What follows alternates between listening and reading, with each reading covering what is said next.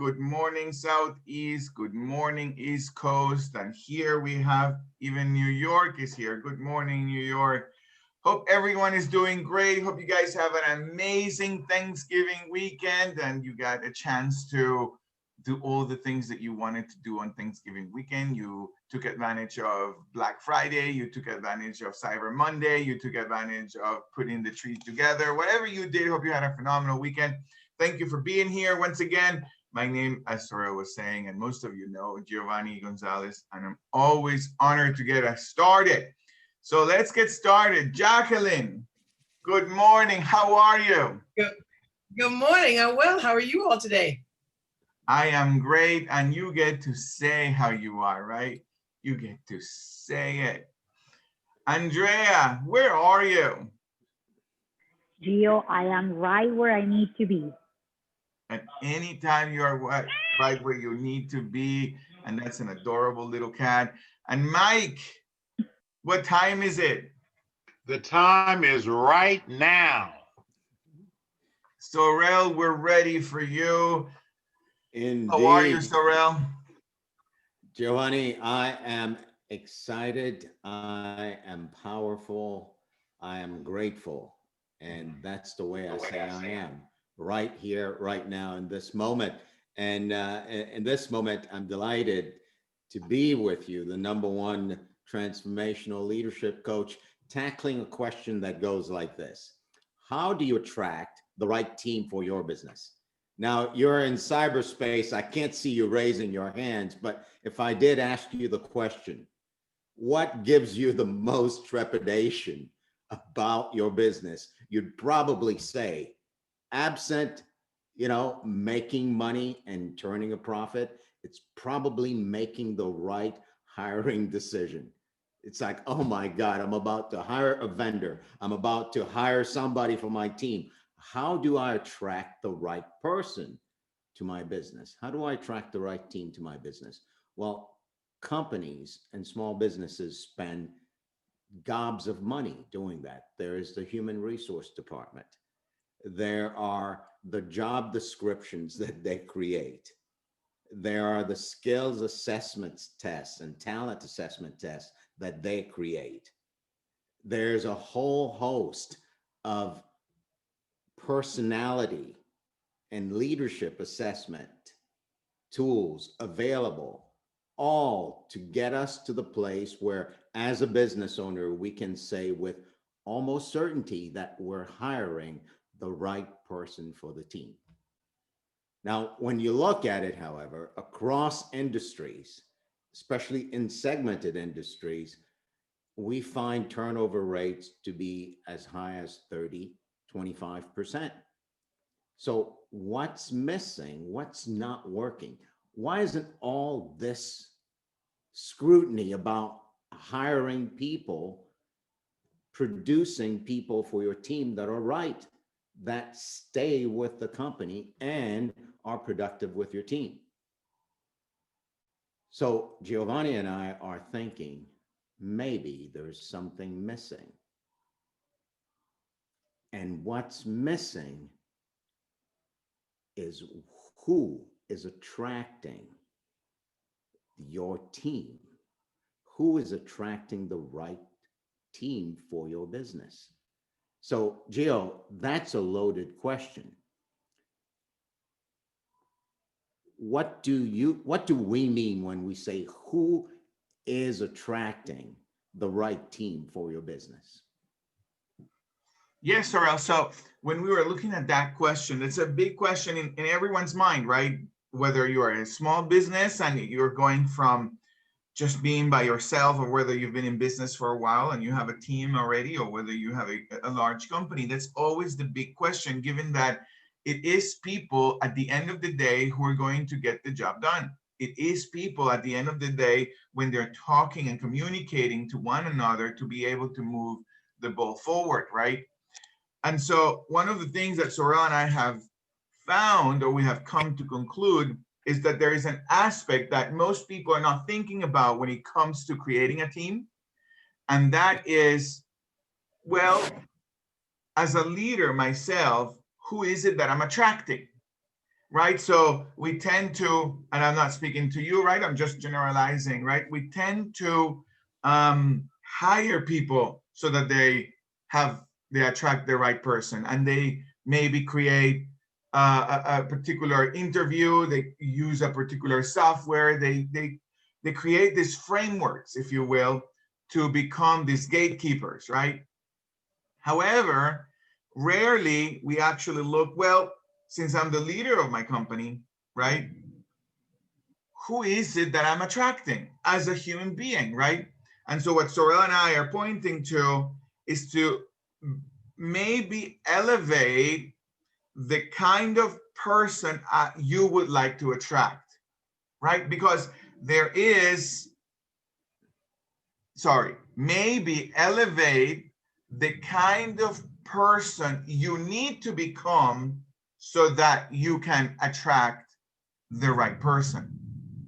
There is this principle in business and in leadership that I don't know if it breaks, but I don't think it never breaks, right? Maybe like the truth.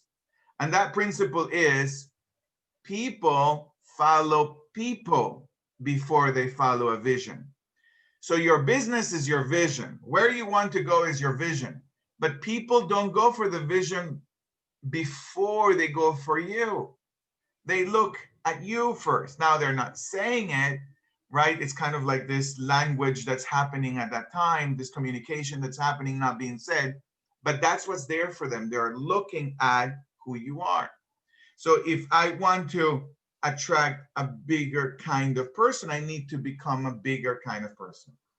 So how do I look for that? How do I do that? Well, as Saurel was pointing to me yesterday, well, you look for the person you admire. So if you make a list of the characteristics, so put it in the chat, or maybe you go on mute, right? Who is the person, not who as a person, but what are the characteristics of a person you attract? What are the characteristics of a person you attract? Organized, maybe?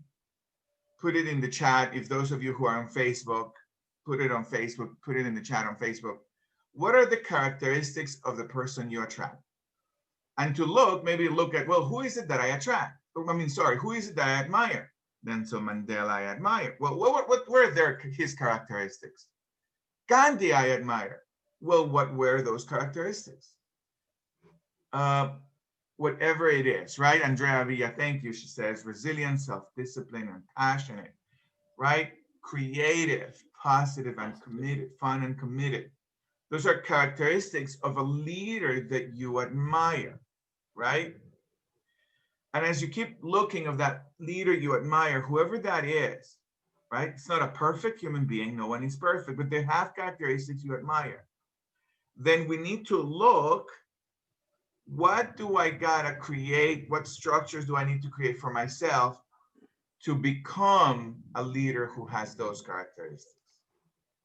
Okay, Sora, what are your thoughts on that? What do you need to say? You know, it's to be the person you admire. It's almost as if we're talking in the realm of miracles, right? But it's not, because in life it works that way. You know, you've heard the saying, birds of a feather complete the sentence, flock together. Flock together, yeah. Right? So the kind of bird you are as a businesswoman, the kind of bird you are as a businessman tells you the kind of bird will flock to your team. So to attract the right team for your business, there is the work you're pointing to, Giovanni, which is to now say, what type of bird am I? I'm a fun bird. I'm a resilient bird. I'm a self-disciplined and passionate bird. But just saying it isn't enough. There's actually acting in your business as that before the team comes. And as people are looking from the outside, looking in, they see a company being led by that type of leader, and they gravitate toward that. So we're playing with this idea of to attract the right skills and to attract the right talent may not be the way to go. What comes first is being the leader or becoming the leader you most admire, and then let the space that you create by being and becoming the leader you most admire attract the right team to your business. It's so counterintuitive. And I'm wondering if going that route may not be even more cost effective for businesses.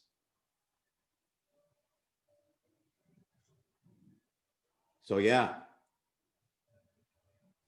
to attract the right team, you must first create the right space by being the very person and the very team you're looking to attract. So Yeah, I have, for myself and I want to say the word playing around, but it doesn't communicate as much as I want to. Consulting for companies, right? And for myself, one of the things that I've noticed, I constantly notice, is that I find myself putting my hands in two places. One is, well, what is the environment that we are creating here in this organization? What is the environment that allows for high performance, right? That's one aspect. But then there is, but who's putting together the environment, right? And then there is this really heavy lifting that I have to do so that people begin to see for themselves their, I usually don't say it this way, but I'm going to say it this way for simplicity, where they discover how they sabotage themselves, right? Like people usually are good at saying the right things. Like, well, we need to do this here, and then we need to add this here, and then we need to create this script. People are good at saying the right things, but often it's really difficult to see, well, what's sourcing everything? Who am I being? How am I sourcing what I want? And it takes a while for leaders to discover that people begin to resist who another person is being rather than the process. And so I hope that making sense, right? And so what we're pointing to here as an opportunity for an inquiry, right, as you're building your team, is that a place to look is not just on the processes and the structures, but a place to look is, well, who is it that I am? Who is it that I'm being that's going to create the environment, that is sourcing the environment for people to be able to plug into that vision? And I say, right, and we say that that's at the source of building a high-performing team. That's at the source of building that Navy SEAL team that you're looking for. you know what I'm discovering, Giovanni? Whether you're aware that it's at the source of it or not, the leader you are is the leader that's attracting the team to your business. So, and it's so critical. Sheila James is on Facebook watching, and she says sensitive. Austin Thompson says credibility, having humility. Sheila also points to being compassionate. Kimberly Burley points to being firm and fair. And when you look at all of that, Jill, when we spoke yesterday, I said to myself, I better do a little homework to start to discover for myself what type of leader am I? And I went way back to my mom and dad. I wrote a little something that I want to share with you guys. I said, I am my mother and father, for whom entrepreneurship is a necessity, as it is for 99% or more of the 12 million inhabitants of Haiti. Perhaps unwittingly, they raised me to be a steel wool entrepreneur. And what I mean by that is I am the type of entrepreneur who, like a steel wool pad, I will tirelessly sand and dust off thoroughly anything that life throws at me. They also raised me to hear the collective growl of the hungry stomachs around me above the growl of my own stomach, and to see beauty through trash, to see prosperity beyond poverty, and to see myself beyond my current circumstances. I am mom and dad, the leaders I most respect. And that's who's attracting the right team to my business. And often I've doubted that, like I've made that to be not enough to attract the right team, thinking that perhaps the skills and the talent comes first. Maybe, just maybe, what does come first is me being authentically the steel wool entrepreneur that my mother and father raised, and have that attract the people who will gel in that environment. And from there, we can build together. So I think, Gio, what we're pointing to is the right team, maybe the team that can work together to build anything, to grow any skill, to develop any talent, and to stay together for something bigger than just the company.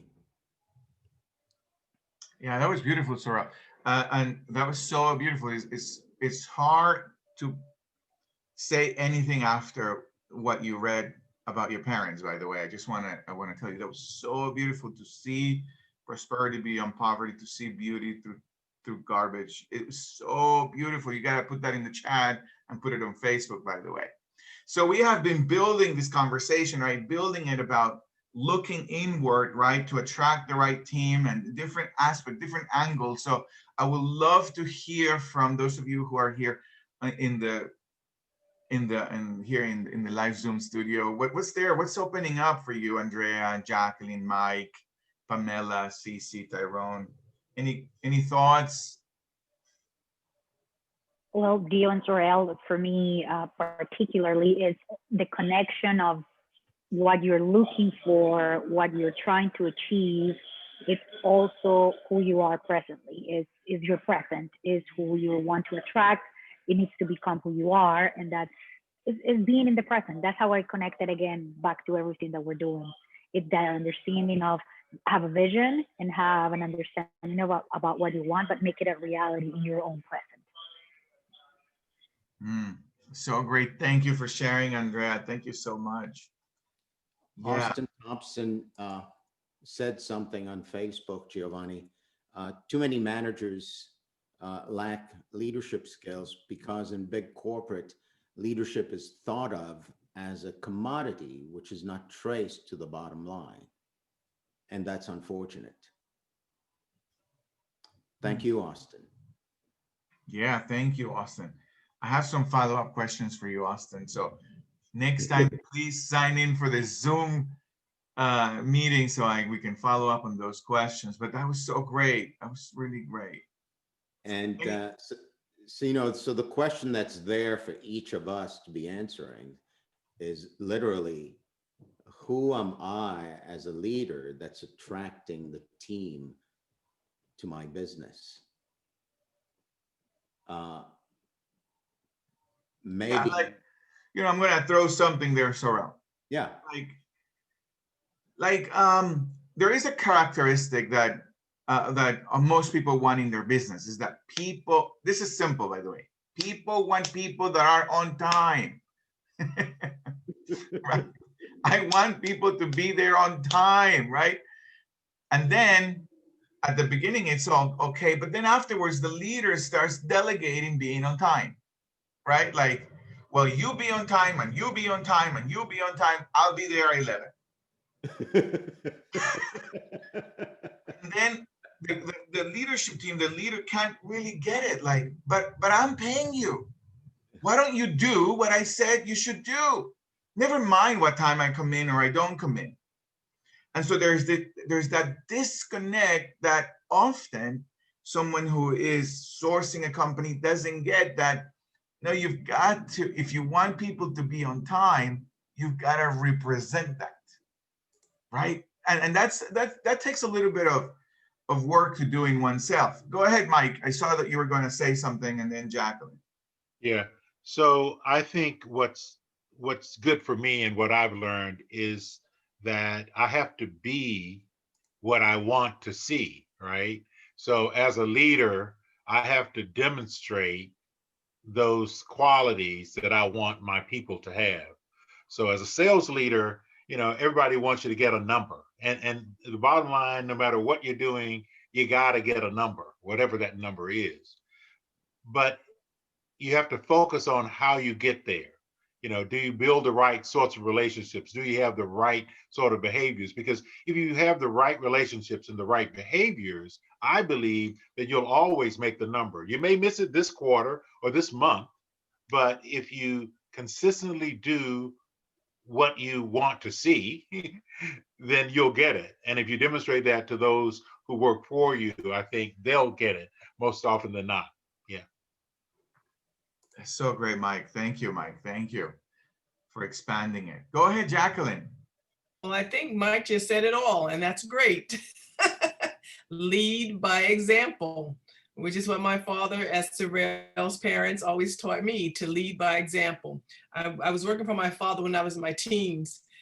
He owned a real estate company in North Carolina, one of the only Black real estate agents to own a company. And so I would work for him, and show up on time, and just in case someone else came in early. So one day, a couple of times I was late, late rolling in there, and my father would just say, "Now listen, if you're going to work for me, I'm going to need you to show up and be on time." And I was like, "Oh, okay. I'm so sorry. I'm so sorry." But I would definitely do that. I would make sure I was always there, always prompt, and just to be sure that I took care of his business, and that helped me grow as well. And one thing my father would always do, he would say thank you every single day to me as I was leaving the office. And I would always just ask him, "Why are you saying thank you?" He said, just because you're my daughter doesn't mean I shouldn't thank you for your time. And so now I do that with everyone. I'm very grateful and don't take anyone for granted is one of my things as well. So thank you all for this conversation today. So great. Giovanni, Thank you, Jacqueline. I opened up the conversation to a few people last night after you and I conferred, right? And Kimberly had a contribution that I think is appropriate. She said, "I just hired a virtual assistant." Now, I'm bringing that up because Kimberly's a solopreneur, and many of you are. And you may be thinking, "Oh my God, as a solopreneur, I'm not going to hire anybody. The only team I'm attracting is me." Well, if you want to grow your business, the mindset shift that needs to happen for you to grow your business needs to happen right now. And it is that your primary business as a business owner is to build a team, whether it's a virtual team or a physical team that you're hiring. So Kimberly said, "I just hired a virtual assistant. First, I was clear on my wants and needs. Then I asked my virtual assistant her wants and needs. I focused on alignment and value. Were our wants and needs aligned? Could she bring value to my company? Would her experience as my assistant bring value to her?" I think those two things are key to building long-term and sustainable relationships. So her motivation was that she wanted to see the person not just as a potential employee. So there's this holistic approach to hiring and talent acquisition that what you're pointing to, Giovanni, which is be the very person, demonstrate the very characteristics you want to attract. And for that to be the case, the holistic approach that Kimberly's pointing to is has to be part of the mix. Linda Chin also contributed to the conversation. She said, I believe people are attracted to the gift that is inside of me. Then as they begin to work with me, I began to reach out to them outside of just work needs. I became interested in their interests. So she is interested, attracting people who are interested. So great. Yeah. Yeah, very good. Thank you, Saurel. Jacqueline, thank you. Andrea, thank you. Mike, thank you, right? Such a great conversation. It's one of those conversations that it needs constantly be revisited for myself and for as a business owner, right? And for someone who wants to build a team. Well, who is it that I'm attracting? Who is it that I'm being right now? Like Andrea is pointing to, right? And who I'm attracting, so that it allows to see where I may be sabotaging myself, right? Where I may be doing it, right? Because there is that moment when you sit down and you fill out the position. This is the person I'm looking for, right? There is that moment, and that sometimes that's just tells the story of the person you want to have in your business. However, then there is that I'm not a match to keep that person. Right? So maybe I'm lucky and that person shows up, but then I'm not a match for that person. And then I can't quite see how I sabotage myself, right? I do a lot of executive coaching, as you know, Saurel, a lot of coaching. And there was a leader, a high C corporate leader I was coaching at the time, and she kept on saying, they just keep hiring stupid people. And I can't help it if they hire is stupid people, right? And so we had to do some work and some introspective work, right? Where she was able to recognize that she was creating them stupid. Like when she was saying it, she was creating it. It wasn't that they're all stupid, it's that it was her structural habit to say that when things weren't going well, when there was a bump in the road. This structural habit was to say, well, they're stupid people. However, that created them stupid. And then there it was, and there you could see and unfold their relationship with the people in her team. Everyone kind of resisting this. Am I stupid? Did you really think I was stupid? Why did you make that look? Why did you look at me that way? Why did you walk this way? Because it was all sourced by, well, they only hire stupid people here. So it's critical, this conversation, in the short run and in the long run. Yeah, it's probably the first and last conversation that anyone who's in business should ever have every day. Who am I that's attracting my team? Now, Rose Hampton is on Facebook and she contributed this, Gio. I think it's brilliant. I've heard the saying that people don't leave companies, they leave leaders. I wonder what I would see if I looked at who walked away. So, and Yuri's also there. If teams are valued and empowered, their work quality will reflect. Invest in their training, expanding their skills, and it will most definitely benefit the company.